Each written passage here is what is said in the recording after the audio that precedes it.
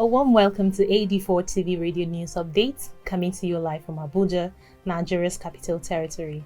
I am Gracious Ogun. Brazilian President Jair Bolsonaro has tested positive for COVID-19. The president nevertheless encouraged the country to reopen, even as the number of cases keeps rising, and advised that everyone stay away from him to avoid contracting the virus. Brazil is the second country with the highest number of coronavirus infections and deaths worldwide, with more than 65,000 people and 1,623,284 confirmed cases. The United States of America has said foreign students will not be allowed to remain in the United States if their universities have moved classes fully online. The only condition allowed for foreign students to remain in the country is to switch to a course with in-person tuition. Senator Elizabeth Warren has, however, described the decision as senseless, cruel, and xenophobic. The U.S. Immigration and Customs Enforcement Agency said students may face deportation if they do not comply with the rules. The Nigerian Senate this Tuesday passed a bill against sexual harassment in tertiary institutions, which states that anyone found guilty will be sentenced to 14 years imprisonment, a fine of 5 million naira, or both. The bill, which was sponsored by Deputy Senate President Ovie Omoagege, prohibits the offense of sexual harassment of students in tertiary institutions and criminalizes the act of neglect or failure of administrative heads of tertiary institutions to address complaints of sexual harassment within a specified period. The bill removes mutual consent as a defense in the prosecution of sexual harassment cases in tertiary institutions.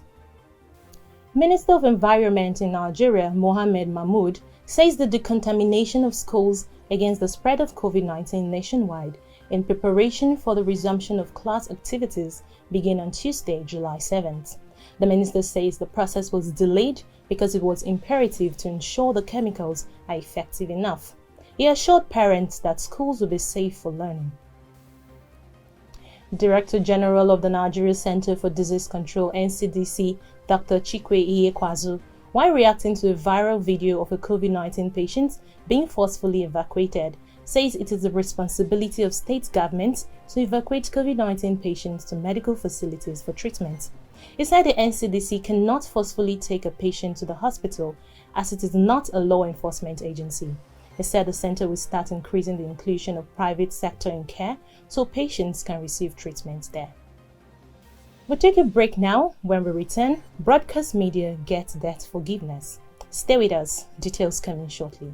As the world faces the challenge of the coronavirus pandemic and governments around the world are racing against time, AD4 TV Radio thanks you all for doing your part to stop the spread of the disease. Be safe at home and practice hygiene. Protect yourself and others. Do not panic. Do not self-medicate. Listen to all preventive advice and stay at home, as well as maintain social distancing.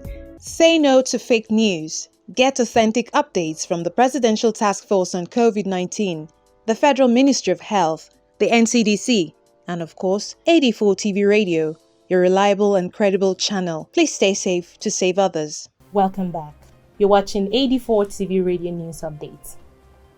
Minister of Information and Culture in Nigeria, Lai Mohammed, on Monday said the federal government has decided to write off 60% of the 7 billion naira, equivalent of $18 million, owed by radio and television stations in licensing and renewal fees. He said the measure is a lifeline to the broadcast industry, which have also been affected by the COVID-19 pandemic. 30% of existing license fees have also been slashed for all open terrestrial radio and television services effective from July 10th. To benefit from the 60% debt relief, indebted stations must be ready to pay the 40% balance within the next 3 months. Pay TV stations are, however, excluded from the debt relief and discounted license fee offer. The Victim Support Fund COVID-19 Task Force in Nigeria on Tuesday made a donation of medical items worth 120 million naira to the Federal Capital Territory in the fight against COVID-19. Speaking at the event, the chairman of the fund, retired General Theophilus Danjuma, represented by a member of the committee of the fund, Al-Qasim Abubakar, said he hopes the donation goes a long way to assist residents of the Federal Capital Territory and its environs. He added that the fund has distributed palliatives across Nigeria to states that have been impacted by the virus. It is our sincere hope that this donation will go a long way to assist not only the residents of the FCT, but the residents of those in the FCT and environs. On behalf of the chairman of the Victim Support Fund, retired General T.Y. Danjuma, I hereby make this symbolic presentation of the supply of medical items to the FCT. The VSF COVID-19 task force have been traveling around the country to distribute food items, non-food items, and drugs across states that have been impacted by COVID-19.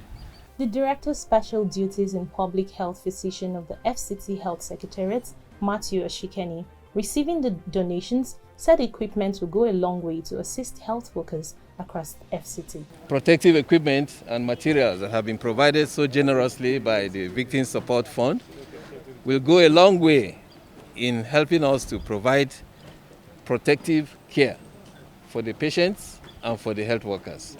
So all these items will not only go to government institutions, they go to both public and private health, any health facility providing care for people of FCT. And that's it on 84 TV Radio News Updates, coming to you live from Abuja, Nigeria's capital. You can join the conversation on our website at www.84tvradio.com. Please follow us on our social media platforms at 84TV Radio on Facebook, Twitter, LinkedIn, and Instagram. Please subscribe to our YouTube channel at 84TV Radio. Many thanks for watching. I am Gracious Ogun.